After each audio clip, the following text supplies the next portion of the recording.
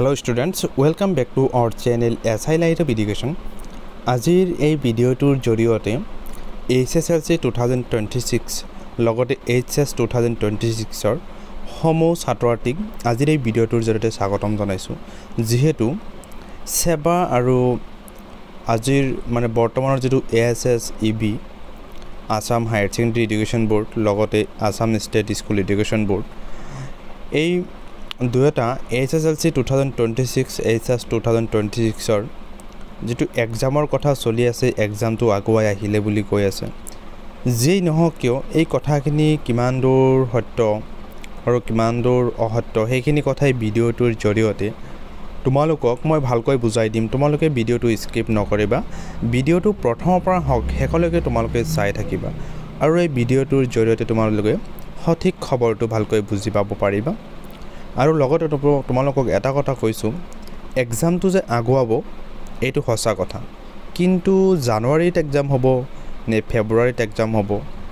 লগতে আৰু বহুতো কথা কিন্তু আছে যে যেহেতু আমাৰ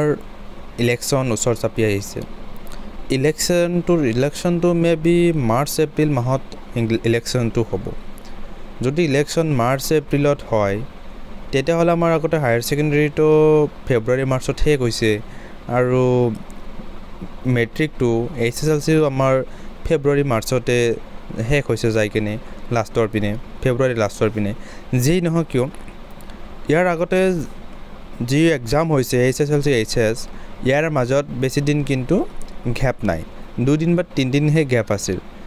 যেনেকুৱা 2025ত HSLC লগতে HS ৰ এক্সাম স্টাৰ্ট হোৱাতে HS ৰ লগত HSLC 2 ডেজ গ্যাপ আছিল 13 ফেব্ৰুৱাৰীৰ পৰা HS স্টাৰ্ট হৈছিল আৰু 15 ফেব্ৰুৱাৰীৰ পৰা HSLC স্টাৰ্ট হৈছিল যেই নহওক কিয় কিমান দূৰ এক্সাম আগুৱাই আহিব লগতে ইয়াত আৰু কিছুমান কথা আছে যে যেহেতু এপ্ৰিল মাহৰ পৰা হে ক্লাছ স্টাৰ্ট হৈছে যেটো কোৰ্স কমপ্লিটৰ কথা আছে কোৰ্স কমপ্লিট সকলো স্কুল বা কলেজৰ হ'বনে নাই সেই কথাবিলাক আছে তো যেই নহওক কিমান দূৰ আগবাঢ়ি আহিব কথাখিনি মই এটা তোমালোকক এই ভিডিওটোৰ জৰিয়তে মই বুজাই দিম কিমান দূৰ আগবাঢ়ি আহিব পাৰে মই তোমালোকক ক্যালেন্ডাৰ দেখাই কিনে মই দেখাই দিম তোমালোকে চাই থাকিবা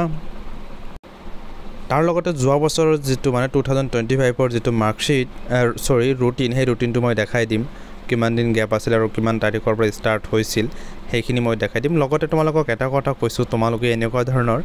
নতুন আপডেটসমূহ পাই থাকিলে চেনেলটো এতিয়া সাবস্ক্ৰাইব কৰি ৰাখিবা লগতে আগন্তুক 2026 ৰ সমূহ SSLC লগতে SS ৰ কেণ্ডিডেটক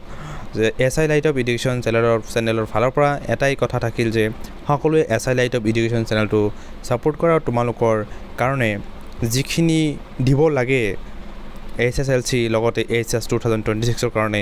দিব তোমালোকক আৰু তোমালোকৰ চেনেলটো সাপোৰ্ট কৰিবা আৰু এতিয়া মই ৰুটিনখন মই দেখাই আছো আৰু এইটো আছিল 2025 SSLC এক্সামিনেশনৰ যেটো ডেট আছিল ফেব্ৰুৱাৰী 15 ফেব্ৰুৱাৰী স্যাটাৰডেৰ পৰা এক্সাম স্টাৰ্ট হৈছিল প্ৰথমত আছিল ইংলিশ সাবজেক্ট এইটো আছিল তোমালোকৰ SSLC 2025 ৰ ৰুটিন এইটো ৰুটিনটোৰ কথা মনত ৰাখিবা 15 ফেব্ৰুৱাৰী আছিল এতিয়া মই HS টো দেখাম আৰু যেটো HS ৰ যেটো এক্সাম স্টাৰ্ট হৈছিল 13 ফেব্ৰুৱাৰী সো মাজত মাত্ৰ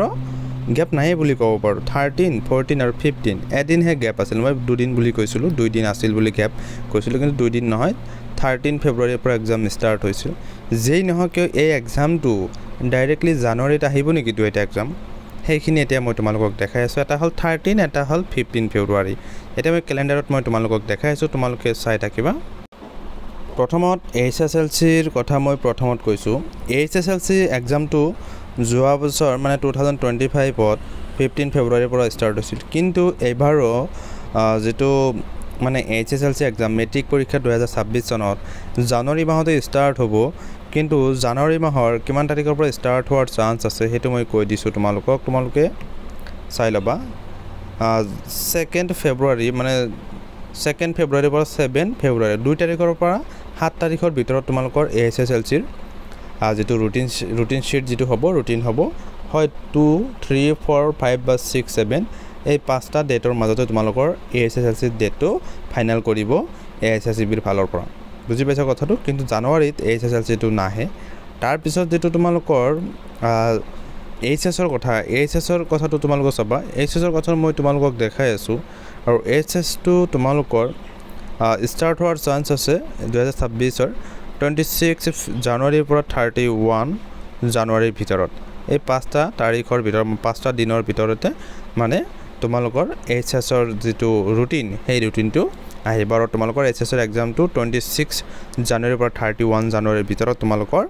ডেট শিটটো দিব আৰু লগতে এইচএছএলচি টু হায়াৰ সেকেন্ডাৰী হাই স্কুলৰ যেটো হেতু তোমালোকৰ হ'ব ফেব্ৰুৱাৰী মাহতেই হ'ব হেতু তোমালোকৰ 1 তাৰিখ 2 তাৰিখৰ পৰা 7 তাৰিখৰ ভিতৰত তোমালোকৰ ডেটটো হ'ব মানে 2 দিনহে আগা পিছা হ'ব তোমালোকৰ 2 দিন আগা পিছা হ'ব সেই তোমালোকৰ এটো আগৰ পৰা হয় যেটো হায়াৰ সেকেন্ডাৰীটো আগত হয় আৰু লগতে এইচএছএলচি টো 1 দিন বা 2 দিন পিছত হয় যেই নহক এইটো তোমালোকৰ সঠিক যেটো খবৰ আছিল আজ এক্সাম আগুৱাই আহিব কাৰণ এটাই আছিল যে যেহেতু আমাৰ অসমত ইলেকশন হ'ব মাৰ্চ এপ্ৰিলত ইলেকশন হ'ব আকৌ মাৰ্চত যদি ইলেকশনটো নহয় যেহেতু মাৰ্চত যাই কিনে তোমালোকৰ ৰিজাল্টটো মাৰ্চত আহিব 15 দিনৰ ভিতৰত ৰিজাল্টটো আহি যাব কথা এটা 15 দিনৰ ভিতৰত ৰিজাল্টটো আহি যাব মানে মাৰ্চত গোটেইখিনি কাম কমপ্লিট কৰিব আকৌ এপ্ৰিলত ইলেকশন হ'ব মানে মাৰ্চত ইলেকশন নহয় এপ্ৰিলতে যাই কিনে ইলেকশন কৰিব আৰু এই ইলেকশনৰ কাৰণে তোমালোকৰ এক্সামটো আগুৱাই আহিব আৰু এক্সাম আগুৱাই অহাটো 100% এটো সিওৰ হয় এক্সাম আগুৱাই আহিব আৰু মই যেটো ডেট শিট ইয়াতে দেখাই দিলো এই ডেট শিট মতে তোমালোকৰ ৰুটিন আহি যাব আৰু তোমালোকে ভালকে পঢ়িব লাগিব যেটো 15 দিনকে আগুৱাই আহিব এক্সামটো আৰু কিবা কি জানিব লগা থাকিলে মৰমৰ ছাত্ৰ-ছাত্ৰীসকল তোমালোকে কমেন্ট সেকশন কমেন্ট কৰি জনাবা আজিৰ ভিডিওটো এইখিনিতে আছিল thank you SI light of education thank you watching the video